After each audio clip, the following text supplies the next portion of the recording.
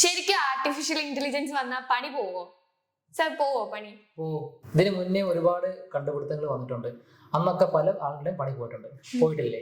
പോയിട്ടുണ്ട്. ഇപ്പൊ നമ്മുടെ നാട്ടിൽ ഇഷ്ടംപോലെ ടെലിഫോൺ ബൂത്തുകൾ ഉണ്ടായിരുന്നു. ഇപ്പൊ എവിടെയെങ്കിലും കാണാനുണ്ടോ? ഇപ്പൊ ഓൾമോസ്റ്റ് എല്ലാം മൊബൈൽ ഫോൺ യൂസ് ചെയ്യാൻ ടെലിഫോൺ ബൂത്ത് ആവശ്യമില്ലാതെ അപ്പൊ ഒരുപാട് പേരുടെ ജോലി അവിടെ പോയിട്ടുണ്ട്. അതുപോലെ ഇപ്പൊ നമ്മൾ മൊബൈൽ ഫോൺ യൂസ് ചെയ്യുന്നു. അതായത് നമുക്ക് ടോർച്ച് ഉണ്ട്, കാൽക്കുലേറ്റർ ഉണ്ട്, അല്ലെങ്കിൽ കലണ്ടർ ഉണ്ട്. നമുക്കൊരു പൈസ സെൻഡ് ചെയ്യണമെങ്കിൽ ബാങ്കിൽ പോകേണ്ട, ഡയറക്റ്റ് ഗൂഗിൾ പേ വഴി ചെയ്യാൻ പറ്റും. അപ്പൊ ഇങ്ങനെ പുതിയ പുതിയ കണ്ടുപിടുത്തങ്ങൾ വരുമ്പോൾ നമ്മുടെ ജോലി പോകുന്നുണ്ട്. പക്ഷെ അതനുസരിച്ച് നമുക്ക് ഇപ്പുറത്തെ സൈഡിൽ ഒരുപാട് പുതിയ ഓപ്പർച്യൂണിറ്റീസും വരുന്നില്ലേ? അപ്പൊ വന്നു കഴിഞ്ഞാൽ എന്തായാലും ജോലി പോകും. പക്ഷെ അതനുസരിച്ച് മറ്റേ സൈഡിൽ അതിനനുസരിച്ചുള്ള പുതിയ പുതിയ ട്രെൻഡുകളിൽ പുതിയ ജോബ് ഓപ്പർച്യൂണിറ്റീസ് എന്തായാലും വന്നുകൊണ്ടേയിരിക്കും. ഏതൊക്കെ മേഖലകളിലായിരിക്കും ആർട്ടിഫിഷ്യൽ ഇന്റലിജൻസ് അഫക്ട് ചെയ്യാൻ പോകുന്നത്? ആർട്ടിഫിഷ്യൽ ഇന്റലിജൻസ് ഓൾമോസ്റ്റ് നമ്മുടെ എല്ലാ മേഖലയിലും അഫക്ട് ചെയ്യും. അത് പോസിറ്റീവായിട്ടും നെഗറ്റീവായിട്ടും. പക്ഷെ കൂടുതലും വരാൻ പോകുന്നത് പോസിറ്റീവായിട്ടായിരിക്കും. ഇപ്പോൾ അഫക്ട് ചെയ്യാന്ന് പറഞ്ഞാൽ ജോലി പോകുന്ന കേസ് വരുന്നത് റിപ്പീറ്റഡ് ആയിട്ട് നമ്മൾ ഈ ഒരു എല്ലാ ദിവസവും ചെയ്യുന്ന ചില ജോലികളുണ്ട്. അത് ചെയ്യാൻ ചിലപ്പോൾ ഒരാളുടെ ആവശ്യം വരത്തില്ല. ആ കാര്യങ്ങൾ നമുക്ക് വേണമെങ്കിൽ അത് മെഷീൻ വെച്ച് അല്ലെങ്കിൽ സോഫ്റ്റ്വെയർ വെച്ച് റീപ്ലേസ് ചെയ്യാൻ പറ്റും. പക്ഷെ അല്ലാതെ കുറേ ഏരിയ ഉണ്ട്. നമ്മുടെ ഹോസ്പിറ്റൽ ഇൻഡസ്ട്രി ഉണ്ട്, മാനുഫാക്ചറിങ്, എഡ്യൂക്കേഷൻ, അല്ലെങ്കിൽ ക്രിയേറ്റീവായിട്ട് ചെയ്യുന്ന കാര്യങ്ങൾ, ഇങ്ങനത്തെ ട്രാൻസ്പോർട്ടേഷൻ പോലുള്ള കാര്യങ്ങളിൽ ആർട്ടിഫിഷ്യൽ ഇന്റലിജൻസ് വന്നു കഴിഞ്ഞാൽ ഇപ്പം നമ്മൾ ചെയ്യുന്ന പല കാര്യങ്ങളും അതിനേക്കാളും കൂടുതൽ എഫക്റ്റീവായിട്ട് കുറഞ്ഞ സമയം കൊണ്ട് പ്രൊഡക്റ്റീവായിട്ട് ചെയ്യാൻ പറ്റും. അപ്പൊ എന്താണെങ്കിലും ഇപ്പൊ നമ്മുടെ ചുറ്റുമുള്ള എന്തൊക്കെ നമ്മൾ എവിടെയൊക്കെ നമ്മൾ ഹാൻഡിൽ ചെയ്യുന്നുണ്ടോ ആ ഏരിയയിലെല്ലാം ആർട്ടിഫിഷ്യൽ ഇന്റലിജൻസ് എന്തായാലും വരും. ഇപ്പൊ ജോബ് ചെയ്യുന്നവരുണ്ട്, അതുപോലെ തന്നെ പുതിയ ജോബുകൾ നോക്കുന്ന ആൾക്കാരുണ്ട്. അവരെങ്ങനായിരിക്കണം പ്രിപ്പയർ ചെയ്തിരിക്കേണ്ടത്? പ്രിപ്പയർ ചെയ്യേണ്ടത് മാർക്കറ്റിൽ എന്ത് മാറ്റമാണ് വരുന്നത് മനസ്സിലാക്കി വെക്കുക. ഇപ്പോൾ ഒരു പുതിയ ടെക്നോളജിയാണ് വരുന്നത്, കുറെ പുതിയ ടൂൾസ് വരും. ഇപ്പൊ നേരത്തെ പറഞ്ഞ കുറെ കാര്യങ്ങൾ റീപ്ലേസ് ചെയ്ത് പോകും. അപ്പൊ ആ പുതിയ ട്രെൻഡ് മനസ്സിലാക്കിയിട്ട് സ്വന്തം സ്കിൽസ് ഡെവലപ്പ് ചെയ്യുക. അതിന് വേണ്ട കാര്യങ്ങൾ, അതായത് ബാക്കി അതിന്റെ പുറകെ വരുന്ന എന്തെങ്കിലും പുതിയ ടെക്നോളജി പഠിച്ചെടുക്കുക. അങ്ങനെ മാർക്കറ്റിൽ അപ് ടു ഡേറ്റ് ആയിട്ട് നിൽക്കുകയാണെങ്കിൽ ഒന്നും പേടിക്കാനില്ല. ഇപ്പൊ ഉള്ളതിൽ കൂടുതൽ ഓപ്പർച്യൂണിറ്റീസ് അവർക്ക് കിട്ടും. എന്നാൽ ഒരു ജോബ് ഉണ്ട്, കംഫർട്ട് സോണിലാണ്, സാലറി ഒക്കെ വാങ്ങിച്ച് സുഖമായിട്ട് ഇരിക്കുകയാണെന്നുണ്ടെങ്കിൽ ഇതൊന്നും അറിയാതെ ഇപ്പോൾ ആർട്ടിഫിഷ്യൽ ഇന്റലിജൻസിനെ കുറ്റം പറഞ്ഞിട്ട് ഇരുന്ന് കഴിഞ്ഞാൽ ഒരു ദിവസം വന്നു കഴിയുമ്പോൾ പെട്ടെന്ന് അങ്ങനെയുള്ള ആളുകളെ ഈസി ആയിട്ട് റീപ്ലേസ് ചെയ്യാൻ പറ്റും.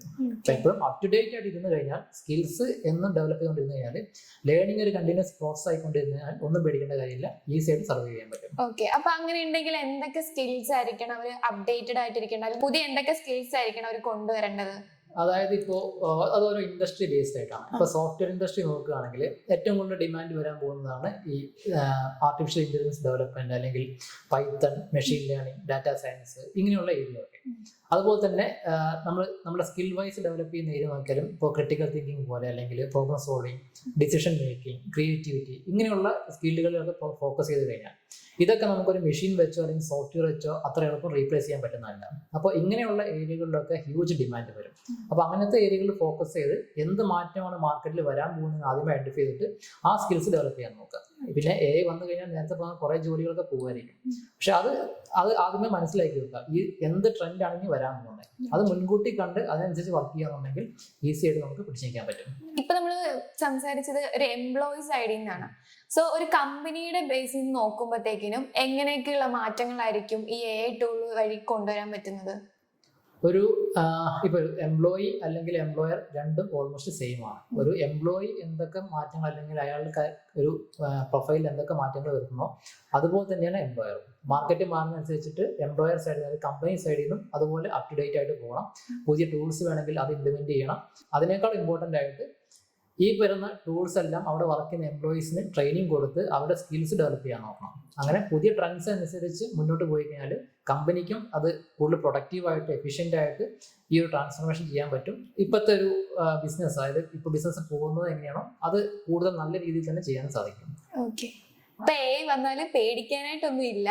നമ്മൾ ഡേ ടു ഡേ അപ്ഡേറ്റഡ് ആയിട്ടിരിക്കുക, സ്കില്ല് ഡെവലപ്പ് ചെയ്തെടുക്കുക, ഇങ്ങനെയുള്ള കാര്യങ്ങൾ ചെയ്തു കഴിഞ്ഞാൽ പേടിക്കാനൊന്നും ഇല്ല. സോ നമുക്ക് കൂടുതൽ ഓപ്പർച്യൂണിറ്റീസ് കിട്ടേ ഉള്ളൂ, അല്ലേ?